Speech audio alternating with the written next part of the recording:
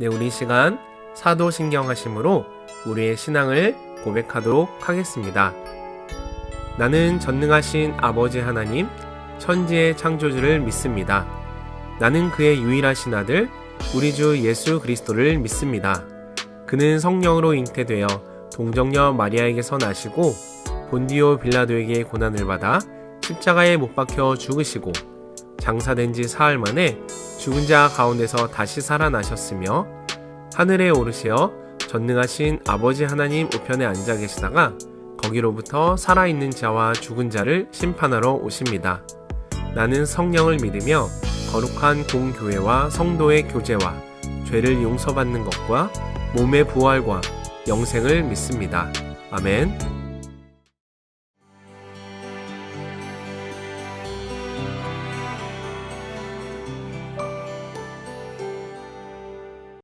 영락교회 김은성 목사입니다. 하나님 말씀 사도행전 잘 읽고 계시죠? 오늘 함께할 말씀은 사도행전 22장과 23장입니다. 여기는 바울이 예루살렘에서 유대인들 앞에 자신이 어떻게 예수 그리스도의 사람으로 회심하게 되었는가 하는 그 체험을 이야기하는 내용이 나옵니다. 우리 지난번에 바울이 예루살렘에서 체포된 일을 생각하지 않았습니까?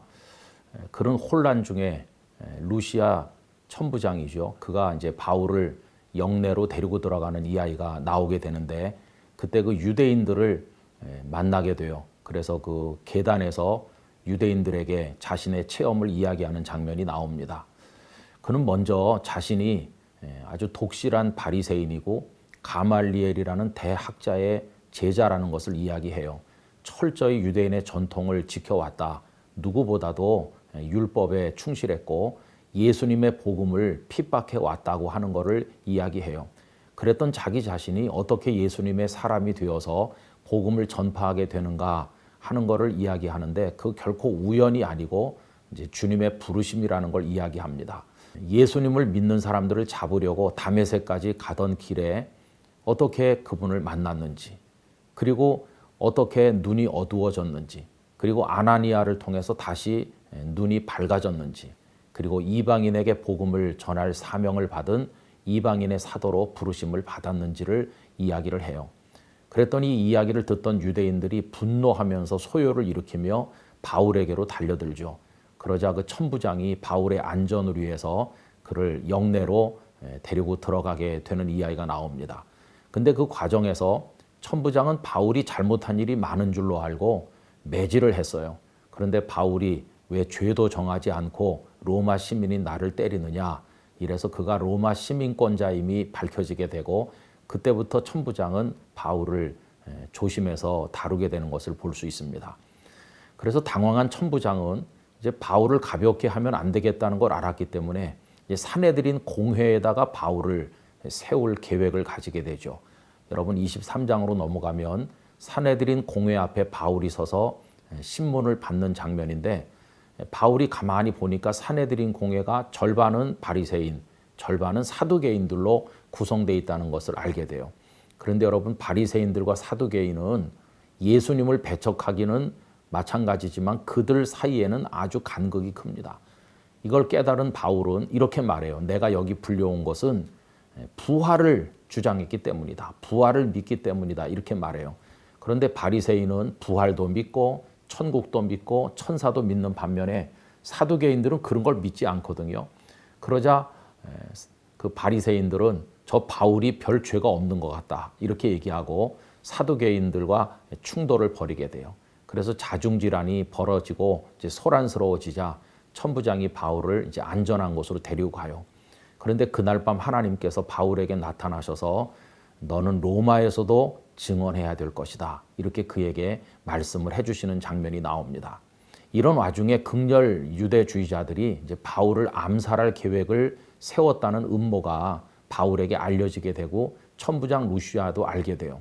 그래서 그는 바울을 안전한 곳으로 옮기자 가이사랴에 있는 벨리스 총독에게로 보내게 되는데 죄수 한 사람을 호송하기 위해서 무려 470명의 군인들이 동원되게 됩니다. 하나님께서는 당신의 종을 안전하게 군대까지 동원하셔서 옮겨가게 하신 것을 볼 수 있고 가이사라에서 2년 정도 구금돼 있었지만 이제 앞으로 있을 긴 사역을 위해서 그동안 지친 몸과 마음을 추스리는 축복의 시간이 된 것을 볼 수 있습니다. 여러분 오늘 22장과 23장을 통해서 큰 은혜 받으시기를 바랍니다. 제22장 부형들아, 내가 지금 여러분 앞에서 변명하는 말을 들으라. 그들이 그가 히브리 말로 말함을 듣고 더욱 조용한지라 이어 이르되 나는 유대인으로 길리기아 다소에서 낳았고 이 성에서 자라 가말리엘의 문화에서 우리 조상들의 율법의 엄한 교훈을 받았고 오늘 너희 모든 사람처럼 하나님께 대하여 열심히 있는 자라. 내가 이 돌을 박해하여 사람을 죽이기까지 하고 남녀를 결박하여 옥에 넘겼노니 이에 대제사장과 모든 장로들이 내 증인이라.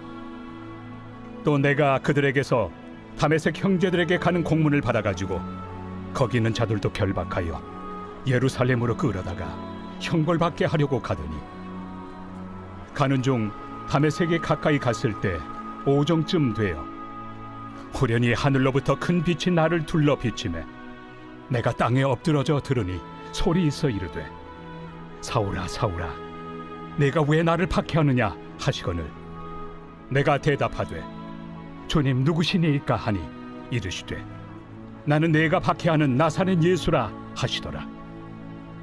나와 함께 있는 사람들이 빛은 보면서도 나에게 말씀하시는 예 소리는 듣지 못하더라. 내가 이르되 주님 무엇을 하리이까? 주께서 이르시되 일어나 다메섹으로 들어가라.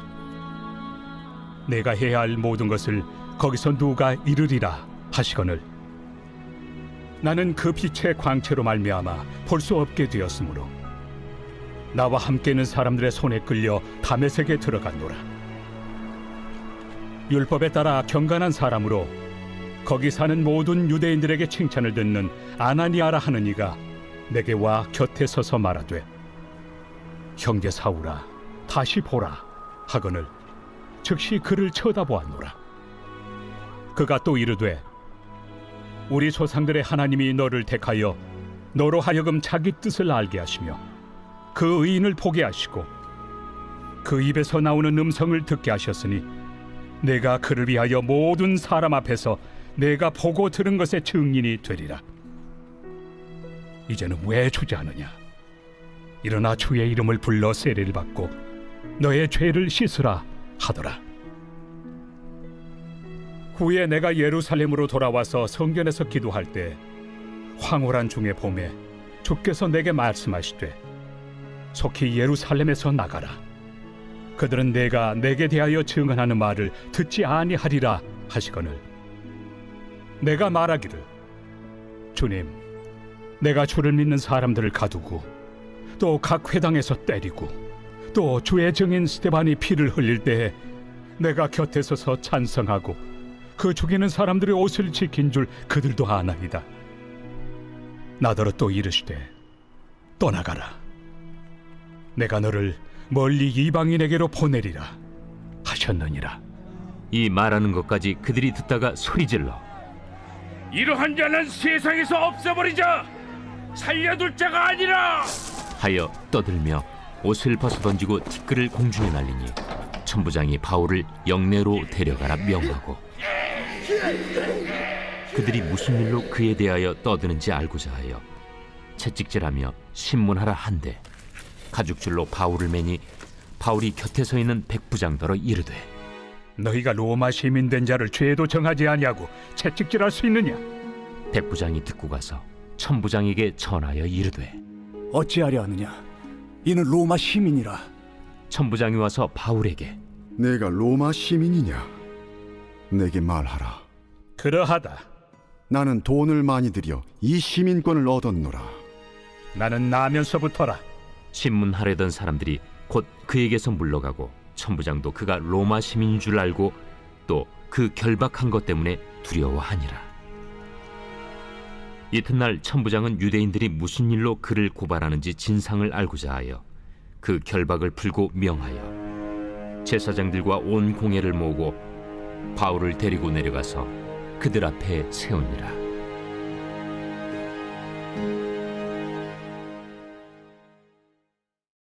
제23장. 바울이 공회를 주목하여 이르되 여러분 형제들아, 오늘까지 나는 범사에 양심을 따라 하나님을 섬겼노라. 대제사장 아나니아가 바울 곁에 서 있는 사람들에게 그 입을 치라 명하니 회칠한 담이여, 하나님이 너를 치시리로다. 내가 나를 율법대로 심판한다고 앉아서 율법을 어기고 나를 치라 하느냐? 곁에 선 사람들이 말하되 하나님의 대제사장을 네가 욕하느냐? 형제들아, 나는 그가 대제사장인 줄 알지 못하였노라. 기록하였으되 너의 백성의 관리를 비방하지 말라 하였느니라. 바울이 그중 일부는 사두개인이요 다른 일부는 바리새인인 줄 알고 공회에서 외쳐 이르되 여러분 형제들아, 나는 바리새인이요 또 바리새인의 아들이라. 죽은 자의 소망 곧 부활로 말미암아 내가 신문을 받노라. 그 말을 한즉 바리새인과 사두개인 사이에 다툼이 생겨 무리가 나누어지니 이는 사두개인은 부활도 없고 천사도 없고 영도 없다 하고 바리새인은 다 있다 함이라. 크게 떠들세 바리새인 편에서 몇 서기관이 일어나 다투어 이르되 우리가 이 사람을 보니 악한 것이 없도다. 혹 영이나 혹 천사가 그에게 말하였으면 어찌하겠느냐? 큰 분쟁이 생기니 천부장은 바울이 그들에게 찢겨질까 하여 군인을 명하여 내려가 무리 가운데서 빼앗아 가지고 영내로 들어가라 하니라. 그날 밤에 주께서 바울 곁에 서서 이르시되 담대하라. 네가 예루살렘에서 나의 일을 증언한 것 같이 로마에서도 증언하여야 하리라. 날이 새매 유대인들이 당을 지어 맹세하되 바울을 죽이기 전에는 먹지도 아니하고 마시지도 아니하겠다 하고 이같이 동맹한 자가 40여 명이더라. 대제사장들과 장로들에게 가서 말하되 우리가 바울을 죽이기 전에는 아무것도 먹지 않기로 굳게 맹세하였으니 이제 너희는 그의 사실을 더 자세히 물어보려는 척하면서 공회와 함께 천부장에게 청하여 바울을 너희에게로 데리고 내려오게 하라. 우리는 그가 가까이 오기 전에 죽이기로 준비하였노라. 바울의 생질이 그들이 매복하여 있다 함을 듣고 와서 영내에 들어가 바울에게 알린지라. 바울이 한 백부장을 청하여 이르되 이 청년을 천부장에게로 인도하라. 그에게 무슨 할 말이 있다. 천부장에게로 데리고 가서 죄수 바울이 나를 불러 이 청년이 당신께 할 말이 있다 하여 데리고 가기를 청하더이다. 천부장이 그의 손을 잡고 물러가서 조용히 묻되 내게 할 말이 무엇이냐? 유대인들이 공모하기를 그들이 바울에 대하여 더 자세한 것을 묻기 위함이라 하고 내일 그를 데리고 공회로 내려오기를 당신께 청하자 하였으니 당신은 그들의 청함을 따르지 마옵소서. 그들 중에서 바울을 죽이기 전에는 먹지도 않고 마시지도 않기로 맹세한 자 40여 명이 그를 죽이려고 숨어서 지금 다 준비하고 당신의 허락만 기다리나이다. 이에 천부장이 청년을 보내며 경계하되 이 일을 내게 알렸다고 아무에게도 이르지 말라. 백부장 둘을 불러 이르되 밤 제3시에 가이사랴까지 갈 보병 200명과 기병 70명과 창병 200명을 준비하라. 또 바울을 태워 총독 벨릭스에게로 무사히 보내기 위하여 짐승을 준비하라 명하며 또 이 아래와 같이 편지하니 일렀으되 글라우디오 루시아는 총독 벨릭스가 갖게 문안하나이다. 이 사람이 유대인들에게 잡혀 죽게 된 것을 내가 로마 사람인 줄 들어 알고 군대를 거느리고 가서 구원하여다가 유대인들이 무슨 일로 그를 고발하는지 알고자 하여 그들의 공회로 데리고 내려갔더니 고발하는 것이 그들의 율법 문제에 관한 것뿐이요 한 가지도 죽이거나 결박할 사유가 없음을 발견하였나이다. 그러나 이 사람을 해하려는 간계가 있다고 누가 내게 알려주기로 곧 당신께로 보내며 또 고발하는 사람들도 당신 앞에서 그에 대하여 말하라 하였나이다. 보병이 명을 받은 대로 밤에 바울을 데리고 안디바드리에 이르러 이튿날 기병으로 바울을 호송하게 하고 영내로 돌아가니라. 그들이 가이사랴에 들어가서 편지를 총독에게 드리고 바울을 그 앞에 세우니 총독이 읽고 바울들어 어느 영지 사람이냐 물어 길리기아 사람인 줄 알고 이르되 너를 고발하는 사람들이 오거든 네 말을 들으리라 하고 헤롯궁에 그를 지키라 명하니라.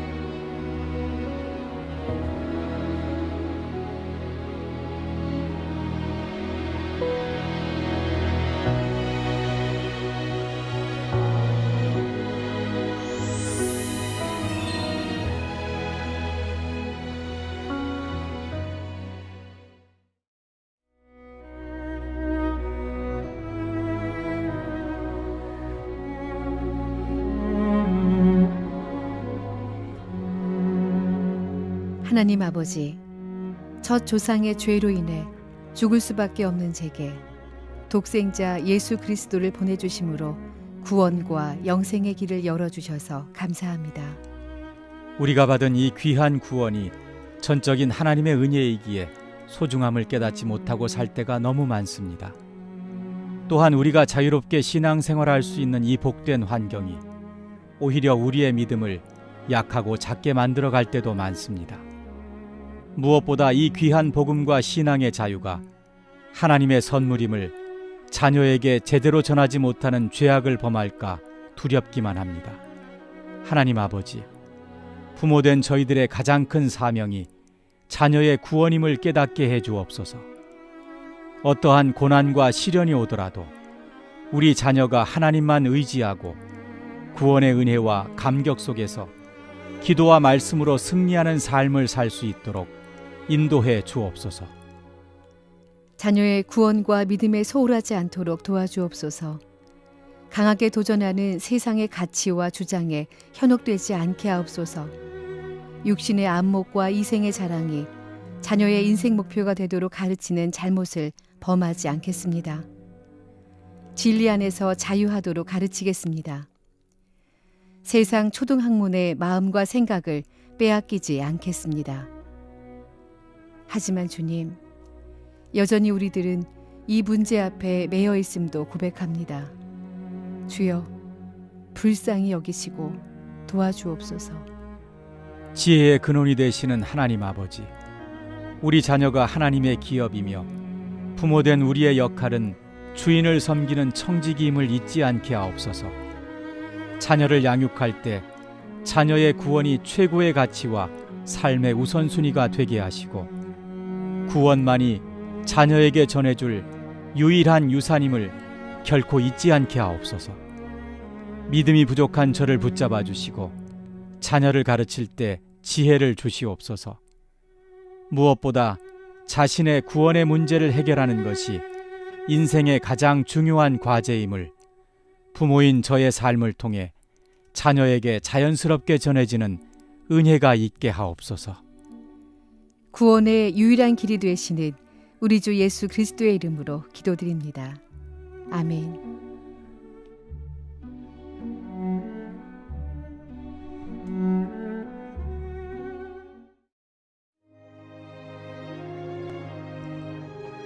하늘에 계신 우리 아버지, 아버지의 이름을 거룩하게 하시며 아버지의 나라가 오게 하시며 아버지의 뜻이 하늘에서와 같이 땅에서도 이루어지게 하소서. 오늘 우리에게 일용할 양식을 주시고 우리가 우리에게 잘못한 사람을 용서하여 준 것 같이 우리 죄를 용서하여 주시고 우리를 시험에 빠지지 않게 하시고 악에서 구하소서. 나라와 권능과 영광이 영원히 아버지의 것입니다. 아멘.